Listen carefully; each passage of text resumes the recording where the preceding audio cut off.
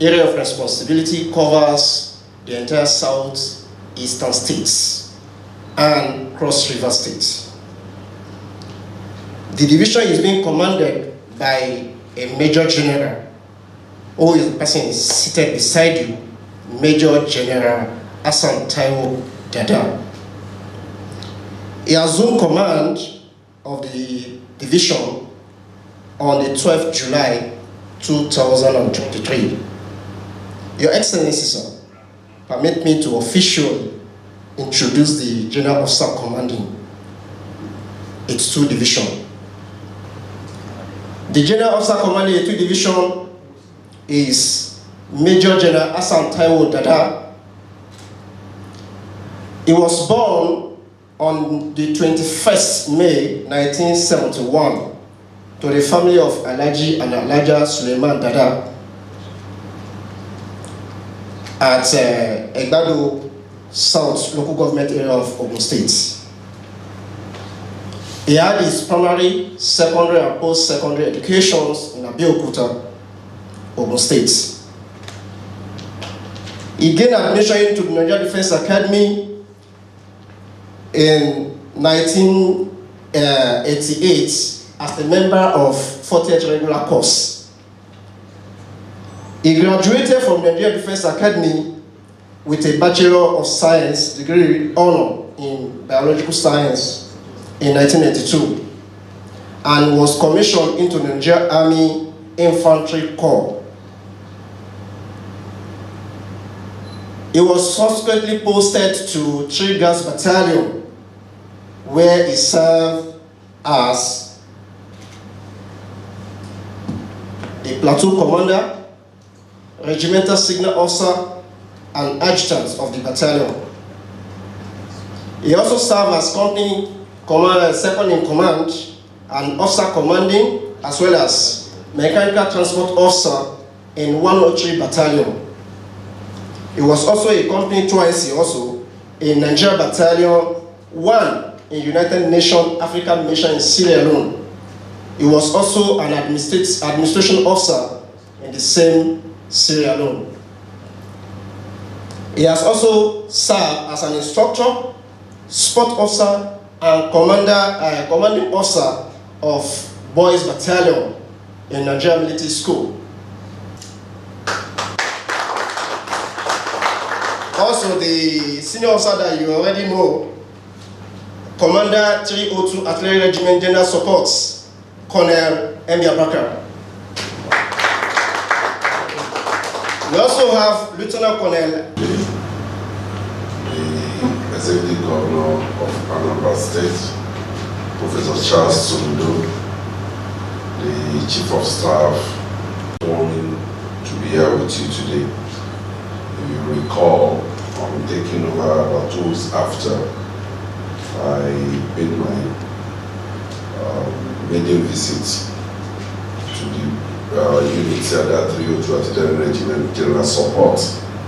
It was actually planned that I will also pay a courtesy call on your very humble self. However, because of the security challenges as of that time and the engagement in Abuja, we've not been able to have this visit. But during the last Southeast Security Summit in Owerri, we met, and His Excellency requested that you are still waiting for my call. Yeah. Since then, I've made tremendous efforts with him, but we understand the challenge of governing a state like Anambra State. Of course, when you look at the economic activity, the connectivity of, should I say, South to Southeast is through Anambra. I can appreciate your very busy schedule. So when the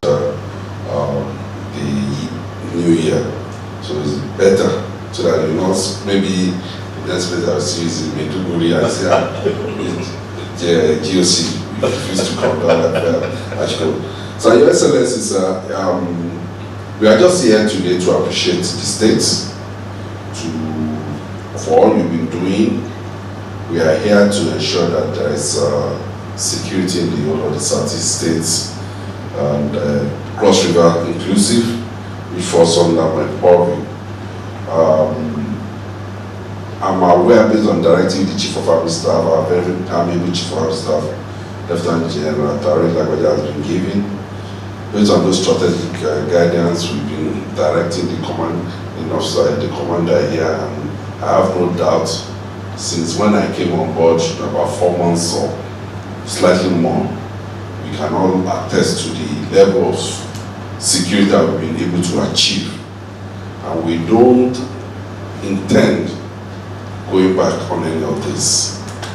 I want to assure His Excellency that we continue to support the state like all other states.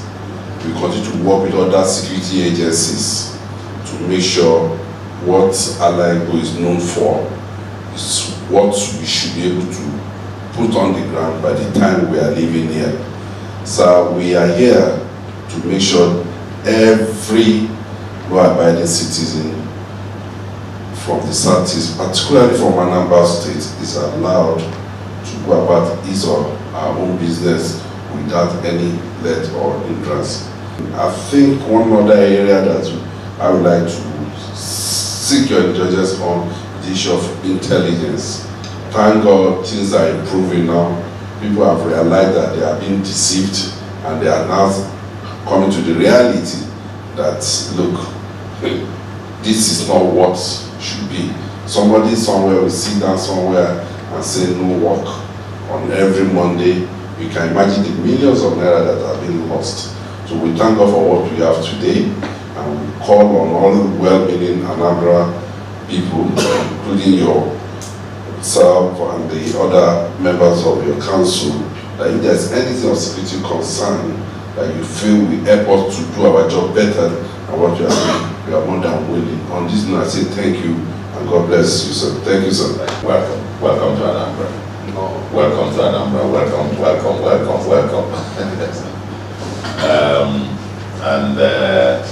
To your very great entourage, I also say welcome to Anambra. We call him MB. That's his initials, and he's a true landlord. First, apologies that has been dismissed from July up until now we haven't been able to meet. So to congratulate you on this very important posting. I would say congratulations and also say commiserations.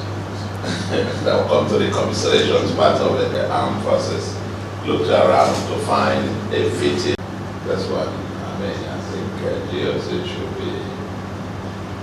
It don't pass this way, this level.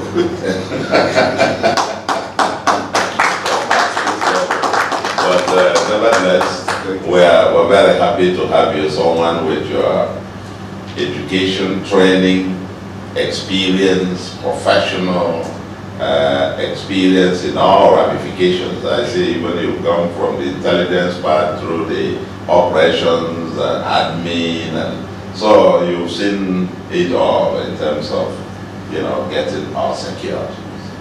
You've a very rounded experience, so I want to say very big congratulations to the Nigerian Armed Forces, the Army, particularly the police, the DSS, the Civil Defense, the Navy, even the Air Force, and so on and so forth. As well as our own Anambra Vigilante Service. They have worked very strongly in partnership, in collaboration, to get us to where we are today. A lot of people from the army and from all these forces have had to, at one point or the other, pay the supreme sacrifice. And may their souls rest in peace. But while we pray for their peaceful repose of their souls, we'll also use the opportunity to be able to remind ourselves that they would not have died in vain. They should never I mean, we'll never let it be said that they died in vain. And the only way we can resolutely say that they never died in vain is to make sure that the cause for which they died is accomplished. And that cause is the full security of life and property. Full security of life and property. It's quite a strange thing that befell us all over the country. And then a peculiar one in the southeast, because I say it is self-inflicted, what we're going through in terms of the kind of insurgency that we're finding here in the southeast. Self-inflicted. We brought a large chunk of it upon ourselves. And you find a number swath of youths in the bush and involved in plain criminality. That's nothing else. There is nothing nowhere else to describe it. They're not fighting for anything, not for anybody. They are fighting for their pockets. That's who they are. There's nothing. It's lucrative criminality. Get on and kidnap people for ransom, make money. It's lucrative business. So every other thing is just propaganda to confuse people, so to speak. But just like you said, I think the people are beginning to, see through this entire stuff for what it is. And several innocent people have had to lose their lives needlessly. Needlessly. People died needlessly. May their souls rest in peace. Several of these youths who have been brainwashed, and they are dying needlessly as well. They are dying needlessly. You want to use your bare hand to go and fight a man with a mortar. How? And you go to get charms and put on your inside and say, when they shoot with their machine gun, the charm will stop you. How? I haven't seen that kind of science. And they're dying like chicken. My heart bleeds when you see these kids whose mind has just been turned upside down to go to fight for nothing. Absolutely nothing. We've said to them, you may have heard of our 1U2 skills program, where we'll say to them, come out of the bush. We will help you start life afresh. We'll give you the requisite skills, train you, and recently we graduated 5,000 youths who have been trained for about 9 months, and this will be about 2 billion to them to start their new life. And we're going to be training new sets of them. About 20,000 youths have gone through our digital skill training. About a few thousands, about 2,005 now, are undergoing even deeper digital skills of coding and so on. We're getting our educational system to work. We're offering their families basic medicals, basic health, education, and so on. Go and have a new life. Let's build a land that is prosperous and livable. But you can't build that by having people in the bush and causing a lot of mayhem and so on. But I want to appreciate you. I want to use this opportunity to appreciate the support of the 82 Division to the 302 Early, led by MB Apga here. I must say, he is there's a gallant officer, the courageous one, and whatever. He personifies everything that, ask him, I hope you are getting them. Yes, he's getting them. He leads the battle by himself to them.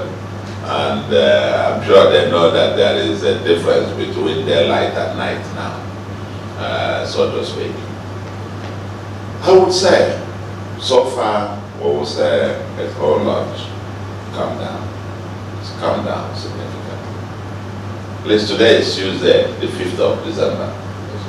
Someone told me I was showed a video 2 days ago or so about somebody declaring that it's now going to have 24-hour coffee in Anambra. Yesterday, today, and tomorrow. And I just said, this guys are just people just got nuts. People of Anambra totally ignored them. They just came back from events at with traffic everywhere, and people bustling and so on. As you rightly said, the people have come to understand. And this crazy fellow, you are sitting in Finland with your family there. Why don't you come down here? If you are a man, come down here. You go and hide there and issue that. If you are a man, if you really love this homeland, come home and let's fix it together. Some of us have offered to come home, to come and fix it. You run away, run out of the country, enjoying better life. Whether it's 24-hour electricity, whether it is, come here and let's fix it. It is those people that fix their own place. It was not always that way. Their land wasn't always that way. They didn't always have 24-hour electricity or the kind of security or water or this and that. It is people sweat and blood that their citizens build those societies. Come here, come here. If you love this place, come here. Come here, go and walk. Go and do something.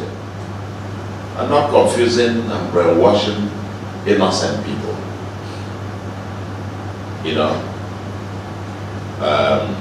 But it is well that I think your work is cut out for you. It's rather unfortunate.